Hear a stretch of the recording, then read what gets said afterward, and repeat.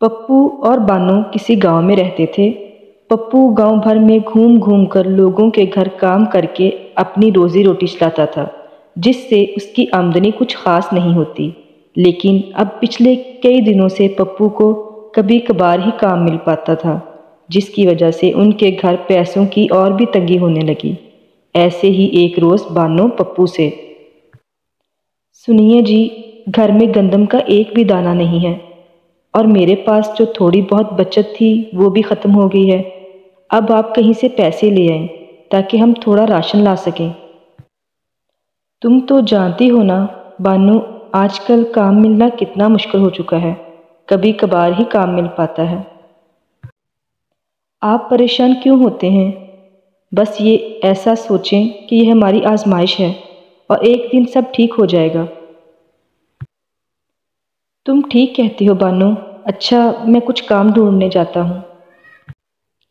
پپو باہر جا ہی رہا ہوتا ہے، تبھی ایک بڑی سی کار ان کے دروازے کے سامنے آ کر رکتی ہے، جس سے ایک عورت سال بھر کا بچہ لیے اپنے شوہر کے ساتھ گاڑی سے اترتی ہے۔ گاڑی کی آواز سن کر بانو بھی باہر آ جاتی ہے۔ بانو دیکھتی ہے کہ سامنے اس کی بڑی بہن شازو کھڑی ہوتی ہے۔ شازو بہن، آپ یہاں اچانک؟ سب ٹھیک تو ہے نا؟ نہیں بانو، کچھ بھی ٹھیک نہیں ہے۔ دراصل منی کی طبیعت کچھ دن سے بالکل بھی ٹھیک نہیں ہے۔ شہر کے بڑے سے بڑے ڈاکٹر کو دکھا لیا، لیکن سب کا ایک ہی کہنا تھا کہ منی کو کسی گاؤں میں کھلے آسمان تلے تازی ہوا میں رکھنا ہوگا، پھر ہی منی کی طبیعت ٹھیک ہو پائے گی۔ اور ہاں بانو، ہمارے سبھی رشتہ داروں میں صرف تم ہی ہو جو گاؤں میں رہتی ہو، اس لیے ہمیں صرف تمہارا خیال آیا۔ اگر ہم منی کے ساتھ یہاں پر کچھ ٹائم کے لیے رہیں تو تمہیں کوئی مسئلہ تو نہیں ہوگا؟ ارے نہیں جیجا جی، آپ جب تک چاہیں یہاں پر رہ سکتے ہیں، یہ بھی تو آپ کا اپنا گھر ہے۔ اور ہاں بھائی صاحب، جب تک منا پوری طرح ٹھیک نہیں ہو جاتا تب تک آپ ہمارے ساتھ ہی رہیے گا۔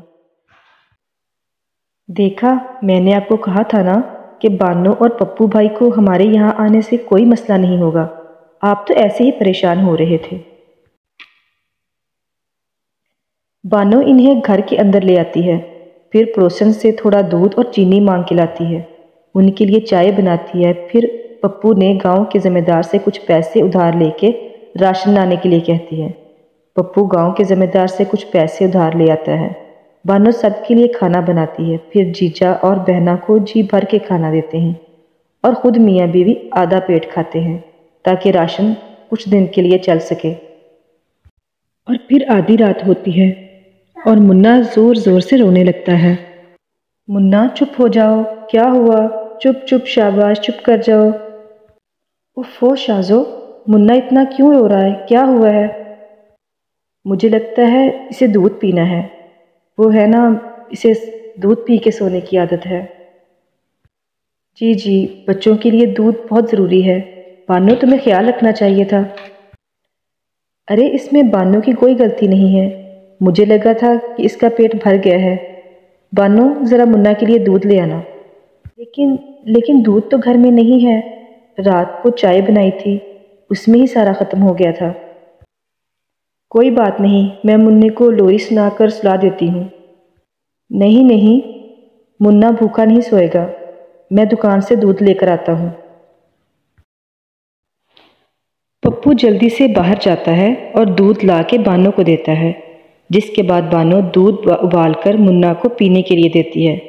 ایسے ہی ایک روز تیز بارش ہو رہی ہوتی ہے، جسے دیکھ کر زیب کہتا ہے، واہ، آج تو گرما گرم چکن بریانی کھانے کو دل کر رہا ہے۔ ابھی میں شہر میں ہوتا تو اپنے کک کو کہتا اور وہ جلدی سے بنا کر لے آتا۔ جیجا جی، تو کیا ہوا؟ آپ کا کک نہیں ہے تو آپ کی یہ سالی تو ہے نا، میں بنا دیتی ہوں۔ بانو کچن میں جاتی ہے تو دیکھتی ہے کہ سارا راشن ختم ہو چکا ہے۔ پپو بازار سے کچھ پیسے اور ادھار لے آتا ہے اور جلدی سے چکن اور باقی سامان لے کر گھر آتا ہے تو بانو چکن بریانی بنا کر سب کو کھانے کو دیتی ہے۔ 3 دن بعد وہ ذمہ دار ان کے گھر پہنچ جاتا ہے۔ ارے پپو، پیسے لینے تو ہر ہفتے ہی پہنچ جاتا تھا، اور لٹانے کے نام پر تمہاری شکل بھی نظر نہیں آتی۔ ذمہ دار صاحب، میں نے آپ کو کہا تو تھا کہ آپ کے پیسے آپ کو لٹا دوں گا۔ پھر گھر آئے مہمان کے سامنے تماشا کرنا ضروری ہے کیا؟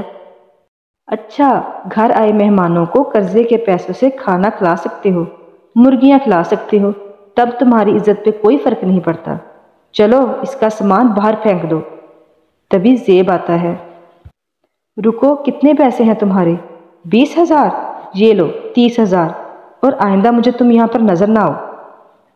ذمہ دار پیسے لے کر چلا جاتا ہے۔ پھر زیب پپو سے کہتا ہے، یہ کیا پپو، تمہارے ساتھ اتنا کچھ ہو گیا اور تم لوگوں نے ہمارے ساتھ ذکر کرنا بھی مناسب نہیں سمجھا۔ بانو، کیا میں تمہاری بہن نہیں؟ تم نے بھی کچھ نہیں بتایا اور ساری پریشانی خود ہی پہ جھیلتی رہی ہو۔ نہیں بہن، تم لوگ کچھ دن کے مہمان تھے، ہم آپ کو پریشان نہیں کرنا چاہتے تھے۔ دراصل ان کی کوئی نوکری نہیں ہے اور کبھی مزدوری کا کام ملتا ہے اور کبھی نہیں، اس لیے ہمیں برے دن دیکھنے پڑ رہے ہیں۔ لیکن اب اور نہیں، میں اس گاؤں میں ایک ہوٹل بنانا چاہتا ہوں تاکہ باہر سے لوگ آئیں اور اس گاؤں کی خوبصورتی کو دیکھیں، اور میں چاہتا ہوں کہ میرے اس ہوٹل میں تم مینیجر کی نوکری کرو، مہینے کے 50,000 تنخواہ دوں گا، بولو قبول ہے؟ یہ سن کر بانو اور پپو کی آنکھوں میں آنسو آ جاتے ہیں اور شازو بانو کو گلے لگا لیتی ہے، اور کچھ ہی دنوں میں وہاں پر ہوٹل بن جاتا ہے اور دور دور سے لوگ آنے لگتے ہیں، ان کی خوب کمائی ہونے لگتی ہے۔ پپو اور بانو بھی اپنا نیا گھر بنا لیتے ہیں اور اس طرح وہ خوشی خوشی رہنے لگتے ہیں۔